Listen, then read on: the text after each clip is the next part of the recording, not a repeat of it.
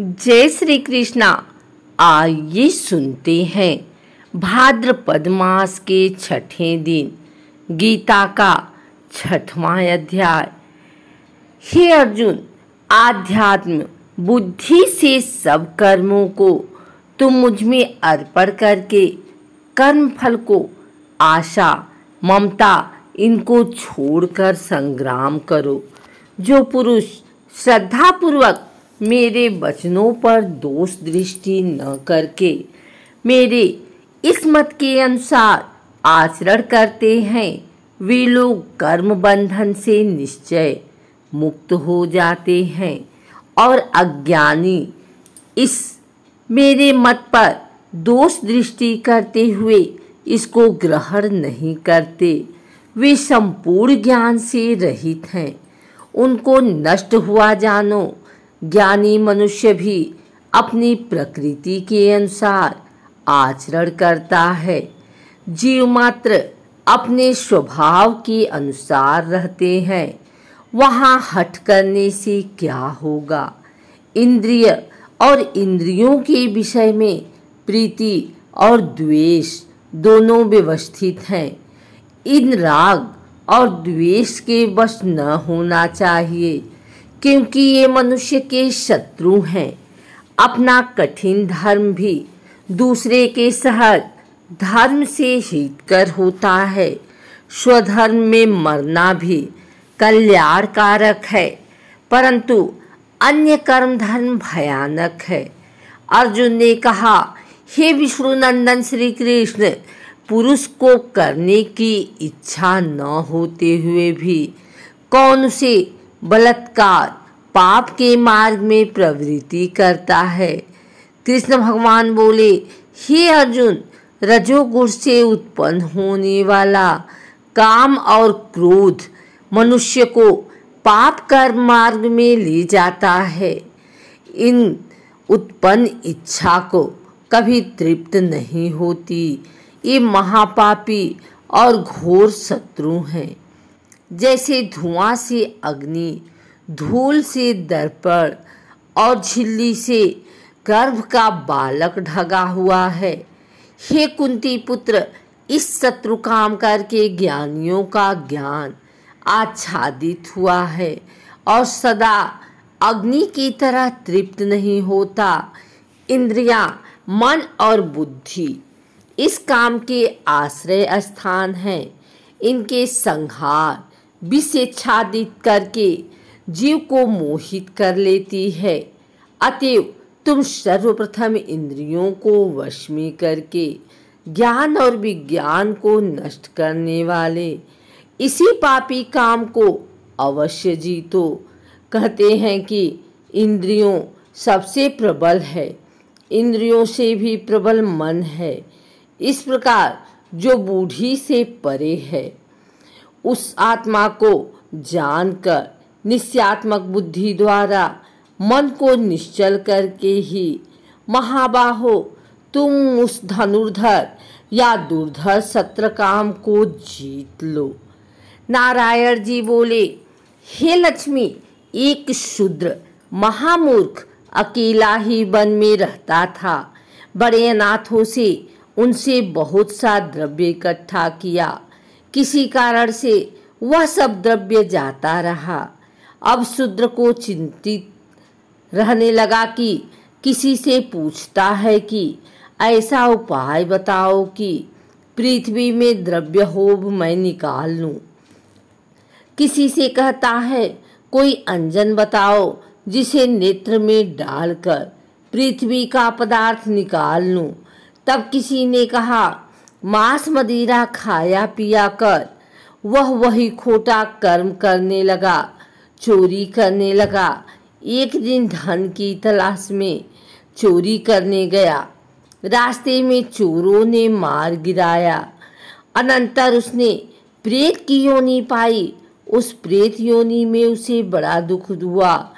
एक वट वृक्ष पर रात दिन चिल्लाया करता कि कोई ऐसा भी है जो मुझे एक अधम को पानी पिला सके और अधम देह से छुड़ाए।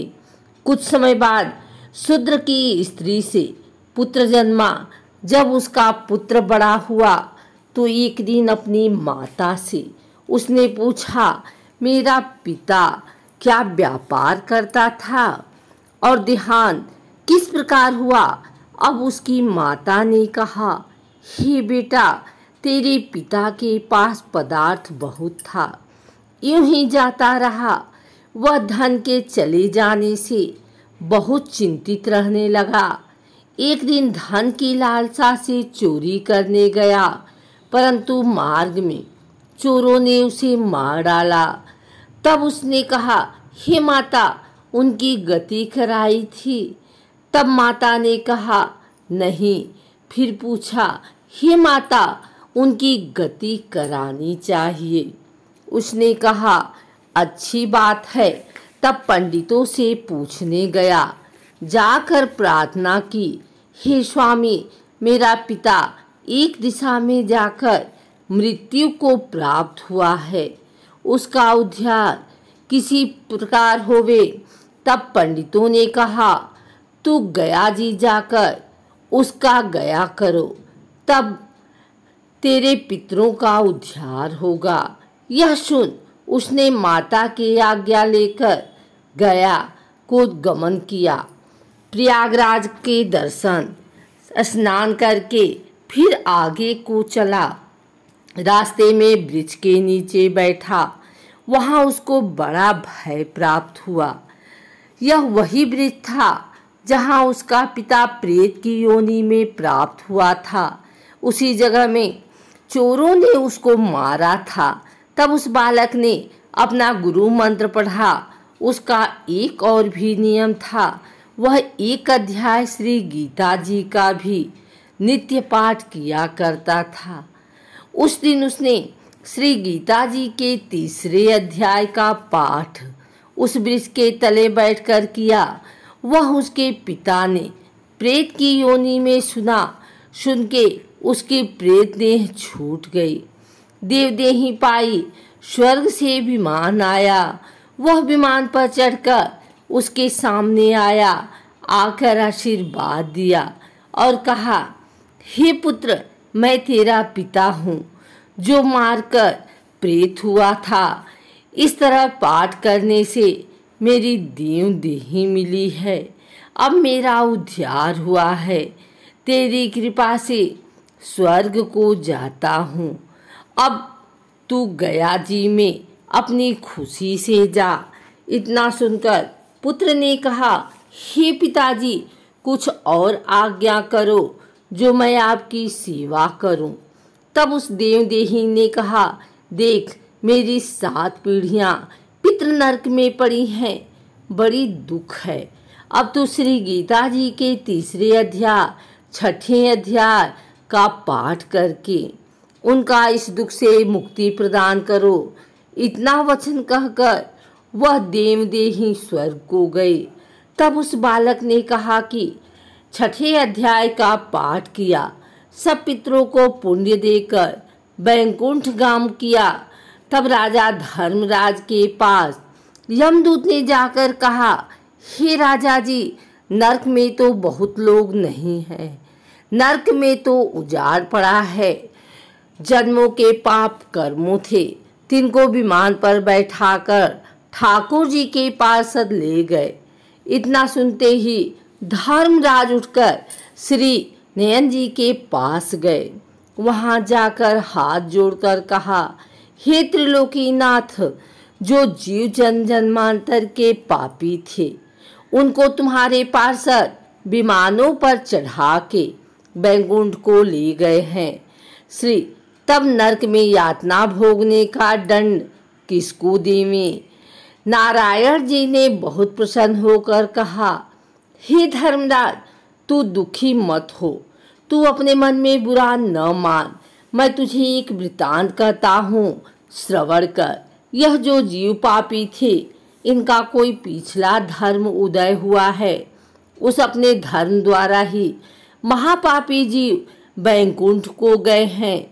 और यह आज्ञा मैं तुझे देता हूँ, जो जीव श्री गीता जी का पाठ करे अथवा श्रवण करे, या अन्य कोई किसी को पाठ का फलदान करे, उन जीवों को तू कभी नरक न देना। इतनी बात सुनकर धर्मराज अपनी पुरी को आए। आकर आपने यमदूतों को बुलाकर कहा, हे यमदूतों, जो प्राणी श्री गीता जी का पाठ करे अथवा श्रवण करे, यह पाठ का फलदान करे, उस प्राणी को तुम कभी नहीं मारना। जो जीव श्री गीता जी का पाठ करे, श्रवण करे, उसका फल कहाँ तक है, कहने में नहीं आ सकता। तब श्री नारायण जी ने कहा, हे लक्ष्मी जी, यह तीसरे आध्यात्म का जो फल मैंने तेरे लिए कहा है, वो सुन।